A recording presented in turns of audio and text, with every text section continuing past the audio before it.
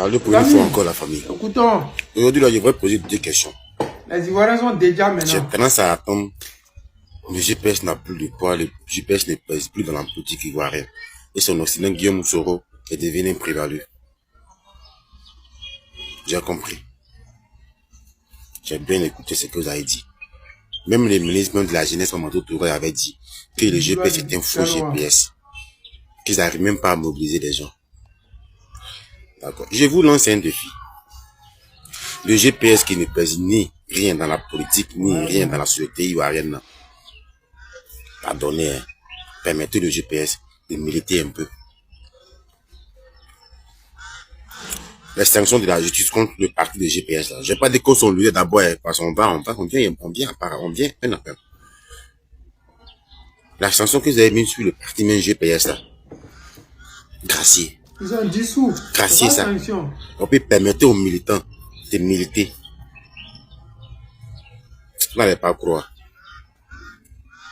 Aujourd'hui, là, la politique ivoirienne est devenue du football. Chacun fait la passe à l'autre, en fait. Le PDC qui va dans tous les sens. A dit le PPACI qui veut faire un combat, mais il est tellement isolé que son combat ne peut pas aboutir. Laissez, permettez que le GPS vienne intervenir dans la politique ivoirienne. Vous aurez vraiment de l'opposition en face, avec des arguments vraiment très tranchants. Et puis maintenant, pour compléter là, si Guillaume Soro ne pèse plus rien là, laissez Guillaume Soro rentrer dans son pays. Par contrôlement à vous là, Guillaume Soro c'est un autochtone. Je ne suis pas venu vous bavarder. Laissez GPS militaire et laissez son leader rentrer. Le petit est rentré au boulet. Je sais que son message est arrivé chez Kandia Kamara, chez Drama Ouattara, Tene Ibrahima, Mamadou Touro, le Dula, le Daloa. Le message est arrivé. Contrairement à vous là, Soro Diom c'est un Ivoirien de souche. Que ça vous plaise ou pas, on s'en fout. On vous dit toujours que nous sommes habilités à critiquer Soro parce que c'est notre frère. C'est lui qui nous a mis dans ce qu'on est dedans. Mais vous par contre là, vos modèles là, son sac, on fait rien ça. Vos milliards, on fait rien ça. Vous avez remarqué, depuis combien d'années vous êtes au pouvoir? Pourquoi les Ivoiriens ne vous aiment pas? Vous dites, vous avez construit une route, vous avez fait pont, vous avez fait ceci, vous avez fait cela. Pourquoi les Ivoiriens ne sont pas là avec vous? Pourquoi on a l'impression que si vous ne payez pas pour que les gens viennent à vos meetings, personne ne vient? Mais vous êtes au pouvoir pendant 16 ans. Et les 16 années là, c'est sans partage, sans rébellion, sans tentative de coup d'État. Ce qui est bizarre, c'est que vous ne pouvez pas comprendre.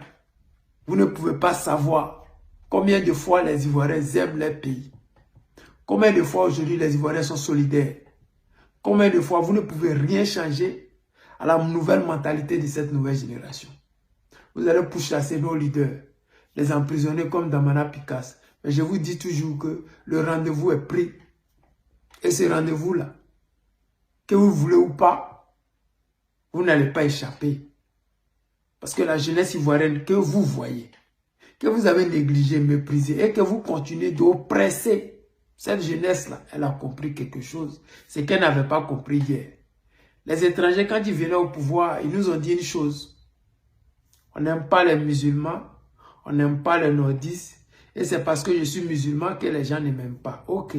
Aujourd'hui, quand les nordistes eux-mêmes regardent la situation de leur région, ils ont honte d'en parler. Au point qu'aujourd'hui, on va aller réveiller les cadavres pour venir les ressusciter. Pourquoi? Qu'est-ce qui n'a pas marché? Qu'est-ce que les nordistes ont voulu hier et qu'ils n'ont pas aujourd'hui? Pourquoi n'ont-ils pas tout ça? Est-ce qu'ils ne sont pas au pouvoir? Est-ce qu'ils n'ont pas de ministres? Est-ce que? Parce que la France-Afrique a une seule façon de fonctionner. Appauvrir l'Afrique au détriment des richesses pour les Occidentaux et pour leurs enfants. Amener les enfants d'Afrique à fuir le pays pour immigrer, pour se faire humilier et pour faire croire que les Africains n'aiment pas travailler. Les Africains sont pauvres. Les Africains, on leur prête de l'argent, on leur vient en aide, on leur fait des cadeaux. Comment tu peux être milliardaire et c'est à tes enfants qu'on prête de l'argent et qu'on fait des cadeaux? Vous savez très bien que tout ça c'est faux. Parce que le président Laurent Gbagbo a voulu partager nos richesses entre nous, enfants de la Côte d'Ivoire. La décentralisation, c'est la meilleure façon de développer un pays. Tous ceux qui vont venir vous dire que par magie, nous allons développer le Nord, ils ont menti. Parce que le projet de gouvernance du président Gbagbo Laurent et du PPACI, c'est ce qu'elle va développer la Côte d'Ivoire. Oui, la seule façon de développer notre pays, ce n'est pas en faisant des kilomètres de bitume de route. Bien sûr, ça va envoyer la voirie, mais ces voiries-là, elles vont se gâter demain. Ouattara, les premières années, le goudron qu'il a mis, tout est passé où? C'est porté disparu, mais ça nous a coûté des milliards. Qui va rembourser ces milliards-là?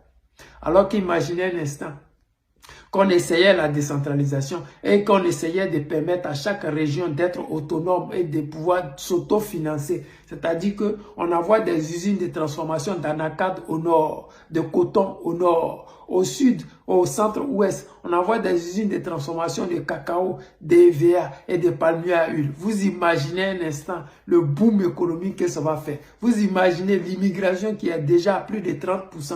Combien de fois et que bientôt nous aurons le visa gratuit entre nous et le Cameroun. Vous ne pouvez même pas imaginer les richesses que la Côte d'Ivoire et les Ivoiriens vont avoir. Mais vous voyez, nous sommes pris à la gorge parce que ceux qui nous veulent du mal, ceux qui ne veulent pas que les Ivoiriens puissent retrouver cette joie d'avant, aujourd'hui on serré à un tel point que même les enfants du Nord réclament simplement d'avoir un parti politique. Pour ça, le guide président Laurent Gbagbo et ses camarades ont fait la prison pour que nous ayons le multipartisme. Aujourd'hui, ils ont dissous un parti politique. C'est hier qui nous avait dit qu'on ne les aimait pas parce qu'ils ne portaient pas boubou. On ne les aimait pas parce qu'ils étaient du Nord. On n'a jamais dit qu'on ne voulait pas de leur parti politique parce que c'est un parti politique du Nord ou c'est un parti politique quelconque. Non. Alors, ils ont dissous des partis politiques pour et des enfants du Nord. Parce que tous ceux qui militent pour le compte de Soro Guillaume, ils ne militent pas pour l'idéologie, ils militent simplement parce que c'est un enfant du Nord. Point barre. Mais je comprends nos parents du Nord. Ce sont des gens qui s'aiment, qui se préfèrent et qui iront toujours derrière les frères nordistes. Voilà pourquoi même quand Draman Ouattara fait dormir les parents dehors, quand Draman Ouattara humilie tous les parents, il continue toujours de mettre en commentaire à dos fort, à dos à vie. Pourquoi il dit ça? Parce que pour eux, si ce n'est pas un nordiste, ça doit être un nordiste. Pas question qu'il y ait d'autres que des nordistes. Et nous voyons ça. Ils se marient en famille, ils font les business en famille, ils font tout en famille. Mais nous, on n'est pas contre ça. C'est une nouvelle manière de penser que vous avez envoyée. Mais ne soyez pas surpris que nous, nos parents appliquent. Parce qu'aujourd'hui, dans nos villages, les terres sont interdites d'être vendues à vous autres là, enfants du Nord ou du là. C'est ça la réalité. Vous nous avez éduqués. Vous nous avez formés et vous nous avez aidés à comprendre. Parce que ce que nos parents n'avaient pas compris, vous êtes en train de nous faire comprendre. Ce que hier, nos parents n'ont pas vu venir, nous avons vu venir. Nous voyons venir. Et nous vivons ça parce que nous voyons combien de fois vous partagez avec nous ce que vous avez. Nous, on n'est pas contre. On est fiers de vous et on est fiers de ce qui est en train d'arriver aujourd'hui. Parce qu'on s'est dit que ce qui arrive aujourd'hui va nous permettre de pouvoir vivre demain mieux. Les amis, c'était le président Lota, l'ami des dirigeants qui se respectent. Je vous aime et je vous dis à tout à l'heure. L'ami, écoutez. Congo, monsieur, t'as cassé ma maison. Mon enfant a dormi sous la pluie, le soleil. Il a eu froid, il a eu tout. Oh, Bakongo, mon enfant, il a eu le BPC 215 points. Bakongo, c'est pas n'importe quel enfant. Tu nous as mis dehors, mon enfant a eu BPC. Oh, Bakongo, et même mon enfant serait ministre aussi. Tu vois. Vous avez écouté pour dire à nos autorités d'aujourd'hui et à tous ces étrangers qui sont plus ivoiriens que nous et qui nous humilient matin, midi, soir, leur donner rendez-vous dans 10 ans, dans 20 ans, dans 30 ans. Ceux qui sont aujourd'hui nos petits frères et qui dorment dehors, ce n'est pas seulement dehors, qui ont leurs parents qui sont emprisonnés simplement parce qu'ils ont dit non au 4e mandat. Qui ont leurs parents qui sont aujourd'hui emprisonnés parce qu'ils ont dit ce qu'ils pensent de la situation politique ivoirienne. Qui ont leurs parents qui sont en prison parce que, selon nos autorités, ils auraient fait l'apologie d'une puissance étrangère. Sans savoir, je sais que la Côte d'Ivoire n'est pas en guerre avec la Russie. Sans me tromper. La Côte d'Ivoire n'a pas encore interdit l'ambassade de Russie d'exercer en Côte d'Ivoire. Comment mettre des citoyens ivoiriens en prison parce qu'ils auraient fait l'apologie d'une puissance étrangère qui elle-même a son ambassade en Côte d'Ivoire qui n'est pas fermée et qui n'est pas en guerre avec la Côte d'Ivoire. Parce que simplement, ce sont des Ivoiriens de souche et que ces personnes-là dérangent nos autorités. Quand tu es Ivoirien de souche et que tu as de la popularité, tu deviens l'ennemi du gouvernement en place. Si tu dis ce que tu penses, même si c'est apolitique, tu finiras en prison parce que ce que tu penses n'est pas forcément ce que nos autorités pensent. Ce que tu dis, c'est pas forcément ce que nos autorités auraient aimé que tu dises. Donc ça là, ça t'envoie en prison. Parce que on a vu Loïc ici, Afro-Russe, qui a dit aux Ivoiriens, je suis apolitique. Et c'est vrai.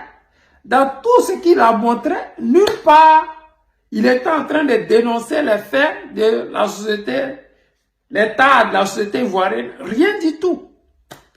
Il n'a fait que faire la promotion des concerts, montrer la Russie, demander aux gens s'ils veulent travailler en Russie, les documents fournis, et ainsi de suite, et ainsi de suite. Mais bon, ce dernier-là aujourd'hui, ses enfants sont en regret de dire que leur papa a été arrêté parce qu'il fait l'apologie des terreaux ou recrutement des Ivoiriens pour aller combattre au front. Ça, c'est vraiment triste. Je dis encore à Bakongo, à ses enfants, et aux enfants de ses ministres-là, à ces Libanais qui sont en Côte d'Ivoire et qui rachetaient ou qui obligeaient nos autorités à casser la maison des Ivoiriens pour les mettre dehors, que d'ici 30 ans ou dans 20 ans, 10 ans, ces enfants que vous voyez là, qui dorment à la belle étoile aujourd'hui, deviendront des ministres.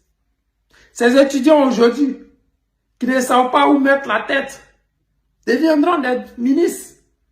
Et ceux qui vont payer le pot casser de ça, c'est les nouveaux étrangers qui viendront en Côte d'Ivoire. Parce qu'aujourd'hui, les gens sont faibles, les gens sont pauvres. Mais qui avait prédit que vous serez ministre? Qui avait prédit que vous serez président? Personne. C'est comme ça la vie. Mon père disait, la seule chose qu'un être humain doit avoir peur dans sa vie, c'est un enfant. N'oubliez pas cette phrase-là, je ne l'ai jamais oubliée. La seule chose dont un adulte devrait avoir peur dans sa vie, c'est un enfant. Parce que tu ne sais pas ce qu'il deviendra. Comme il est faible et qu'il n'a pas les moyens, tu peux le mépriser, l'écraser, le battre. Tu peux tout faire de lui. Mais demain, celui qui est un bout d'homme, qui ne vaut même pas 1 mètre, ou qui a 1 mètre, et que toi, l'adulte, tu es fort, et que tu penses que sans toi, il n'y a personne, demain, il fera 2 mètres, 1m90, 1m75, et là, tu verras les choses changer. Celui aujourd'hui que tu penses qu'il est pauvre, et qui dort dans la rue, et qui n'a même pas où aller, où manger, qui n'a même pas de toilette salubre, celui-là deviendra ministre, directeur de société, deviendra aussi quelqu'un dans ce pays-là. Les données changeront. Toi, tu seras déjà vieux. Ce n'est pas à 120 ans que vous serez président, non. Draman Ouattara a déjà 90 ans. Combien d'années lui reste à vivre? 10 ans? 20 ans?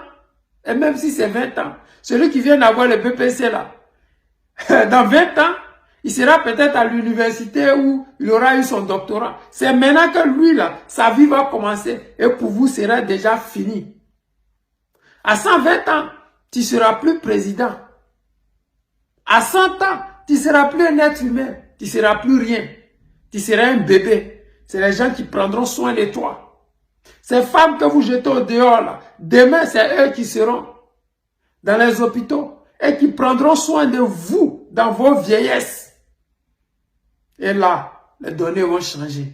Voilà pourquoi j'ai dit, vous qui méprisez les Ivoiriens, n'oubliez pas le combat que nous menons aujourd'hui. Peut-être vous pensez que ça ne porte pas son fruit, que ça ne va pas porter son fruit. Non, ça porte son fruit. C'est comme le président Laurent Gbagbo, il est patient. Parce qu'il sait où il va. Il sait qui il est et il sait ce qu'il veut. C'est pareil pour nous.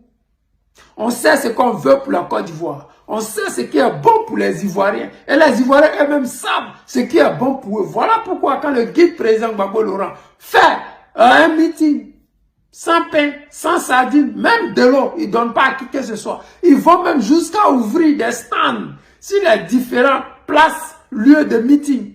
Et les gens payent les t-shirts. Les gens payent. C'est-à-dire que tu payes l'argent. Tu payes ton transport. Tu payes l'argent. Et puis tu vas encore payer sur l'esplanade des t-shirts, des choses qui sont vendues là-bas. C'est-à-dire que tu dépenses de l'argent pour écouter la vérité. Tu dépenses de l'argent pour l'espoir. Parce que le président Gbagbo Laurent, il incarne l'espoir de tout un peuple. Les gens hier qui ont dit, oh, Gbagbo c'est monté, c'est sorti. Aujourd'hui, les mêmes réclament le président Laurent Gbagbo. Mais ce n'est plus le président Laurent Gbagbo vous réclamez. C'est la Côte d'Ivoire que vous devez repositionner dans le Conseil des Nations. C'est la Côte d'Ivoire qui doit retrouver de sa superbe. Le président Laurent Gbagbo incarne cette lutte-là. Le président Laurent Gbagbo a une vision. Et cette vision-là, c'est pour la Côte d'Ivoire et pour les Ivoiriens. Aujourd'hui, nos petits frères, ils ont le BPC. Dans 4 ans, ils auront le bac. Et après, vous serez où? Vous serez combien?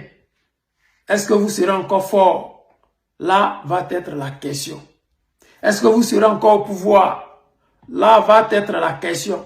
Parce que nous, là, on vous dit encore et on répète, nos enfants ne commettront pas la même erreur que nous, nos aînés et nos parents ont commis. Nous, d'abord, nous, on ne leur pardonne pas ça. Ça, c'est un. Mais non plus, on ne fera pas ça. Voilà pourquoi nos enfants seront encore pires que nous. Aujourd'hui, vous voyez l'Afrique du Sud et les gens sont choqués. Mais si on vous explique le problème de l'Afrique du Sud, si on vous explique les bêtises que les étrangers font en Afrique du Sud, je vous jure que ce que vous voyez là, ça va être petit. De la manière les Libanais traitent les Ivoiriens là. Là-bas là, c'est comme ça. Tu vois, les Nigériens, ils font yao, ils prennent des millions avec les Sud-Africains et puis cassent les foules. Mais ce n'est pas à moi d'expliquer ça. Chacun a son combat. Les amis, c'est le président Lota, l'ami des dirigeants, il se respecte. Je vous aime et je vous dis à tout à l'heure. Écoutez. Vous voyez tous ces moments-là, elles sont toutes logées à EPP, BAT, Koumassi, Kankouman. Là, nous sommes arrivés avec la nourriture, du pain, sardines et puis du gaba. Mais ça ne suffisait pas. Voilà pourquoi on lance les lives. On demande à toutes les personnes de participer là. Ce n'est pas pour nous, hein. C'est pour toutes ces moments. Jamais vous avez vu cette petite vidéo là pour dire que nos autorités là, c'est des comédiens. C'est des vrais comédiens, c'est des sorciers. Les sacrifices là, ce sont les gens là. Ils sont en train de faire croire que non, ouais, ils ont arrêté Broujac et que eux là, ils sont en train de mener cette affaire-là jusqu'à son thème. Vous êtes là, vous voyez nos mamans là. Donc c'est cyberactiviste qui a nourri une population qui, elle, a payé des impôts pendant des années. Elle continue toujours de payer des impôts. Parce que, mine de rien, il n'y a aucune loi en Côte d'Ivoire qui dit que si on casse ton terrain par erreur, l'impôt sur ton terrain là, tu seras exonéré. Ça n'existe pas.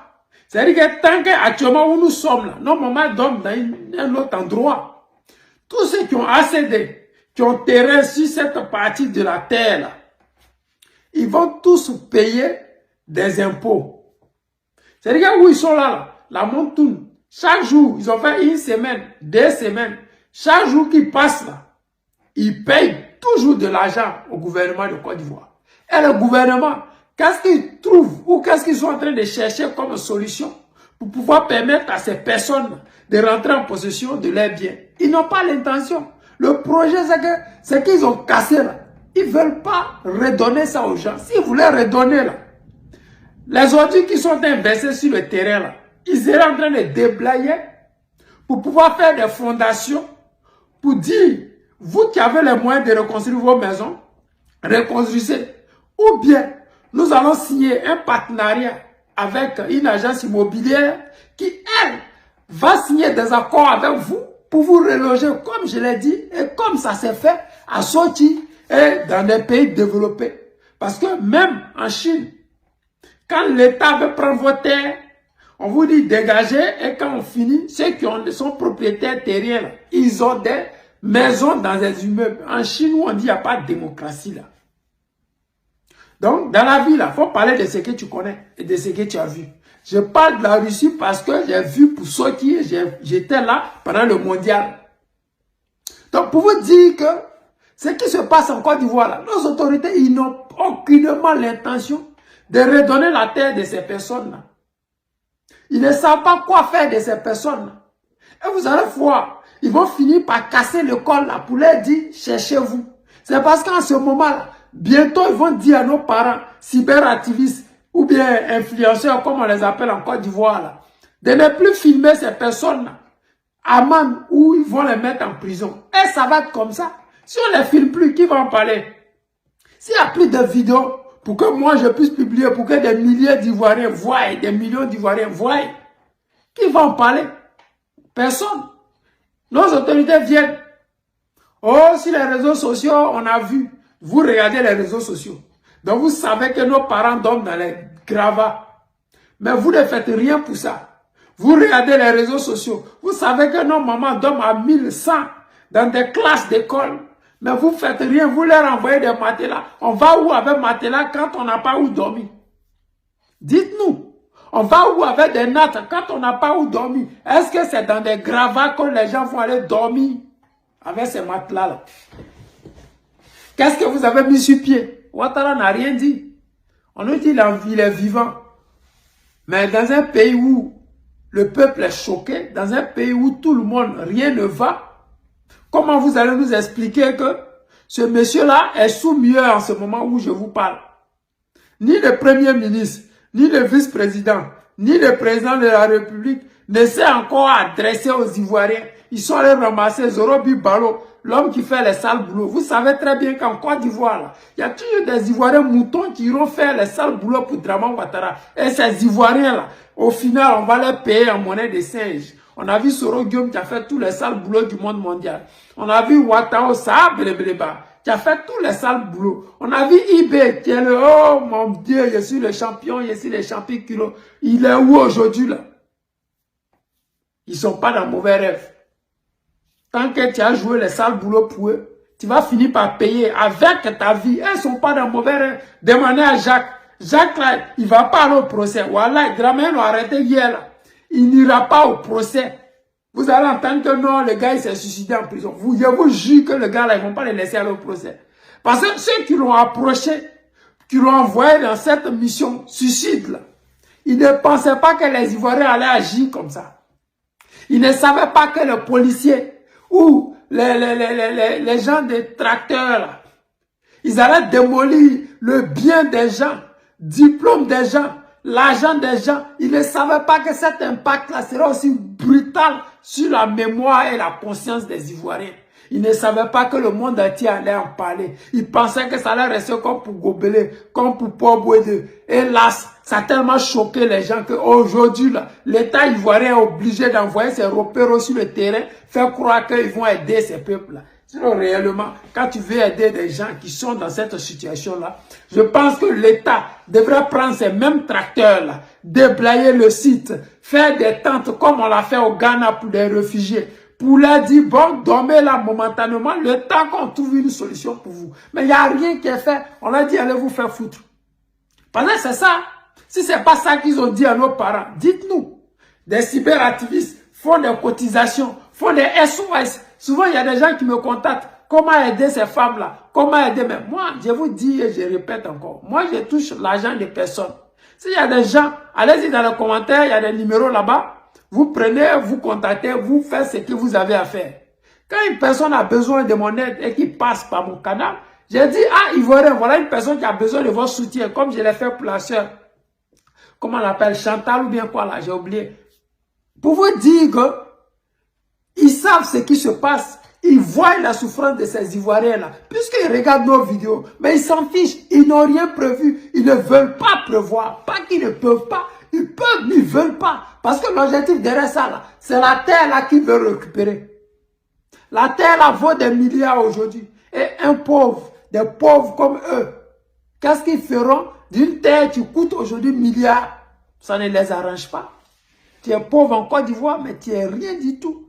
Comment tu peux posséder des biens de telle valeur? C'est-à-dire que nous autres, là, quand on va retourner en Côte d'Ivoire, tout ce que nos parents nous ont légué ne va plus nous appartenir.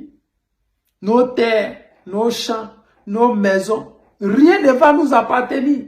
Parce que ces personnes-là, ils auront décidé que, hélas, ça ne doit plus vous appartenir. Parce que vous êtes pauvre. Tu n'es pas là pour surveiller ton terrain. L'État considère que ce terrain-là a pris de la valeur. Si tu n'es pas au pays, si tu ne peux pas venir au pays parce que le pouvoir en place n'aime pas qu'on les critique, et tous ceux qui mettent les pieds au pays, tels que Peter 007, les Alain Zaté là, et tous, on les a mis au Youf. Regardez aujourd'hui le jeune Loïc, il est en prison pour avoir fait la promotion d'un autre pays. Alors que cet autre pays qui disent, à cause duquel ils ont mis en prison un Ivoirien, à son ambassade qui est toujours ouverte. Est-ce que quelqu'un peut m'expliquer qu'est-ce qui n'a pas marché? La Côte d'Ivoire est-il en guerre avec la Russie? La Côte d'Ivoire participe-t-il à la guerre en Ukraine? Dites-nous, quelle est la position réelle du gouvernement actuel vis-à-vis de ça? Parce qu'en temps normal, il y a certains pays qui ont même fermé l'ambassade de Russie chez eux. Parce qu'eux considéraient que c'est pas ça. Mais vous êtes qui pour faire ce que vous faites? J'ai dit aux Ivoiriens, si on ne se lève pas tous pour mettre fin à ce régime-là, ceux qui pensent qu'aujourd'hui ça ne les touche pas, demain, ça va venir vers eux. Et c'est un peu. Parce que l'objectif derrière ça, c'est de reprendre aux Ivoiriens tout ce que eux, les étrangers, n'ont jamais eu en Côte d'Ivoire. Tout ce que eux, les étrangers, n'ont pas et n'auront jamais. Parce que être Ivoirien, c'est un bout de papier. Mais avoir une terre, ça, c'est être Ivoirien. Voilà pourquoi quand on leur demande, tu es Ivoirien d'où? Ils se fâchent. Quand on leur demande, quel est ton village? Ils se fâchent. Ils ont bras des villages. Moi, j'ai dit, bon, quelle est votre ville? Parce qu'en Côte d'Ivoire, chaque peuple, chaque groupe ethnique a une grande ville. Les Gourous en ont même jusqu'à 6. Vous, Djoula, où est pour vous? Voilà pourquoi ils sont en train d'arracher la terre de nos parents. Il faut bien qu'ils aient un endroit pour exister. Il faut bien qu'on dise qu'ils viennent de quelque part. Et là, ils sont en train de faire ce qu'il faut pour que cela arrive. Mais je pense que nous allons mettre fin à ça avant que les 4 mandats ne finissent. Les amis, c'est le président Lothar, l'ami des dirigeants qui se respectent. Je vous aime et je vous dis à tout à l'heure.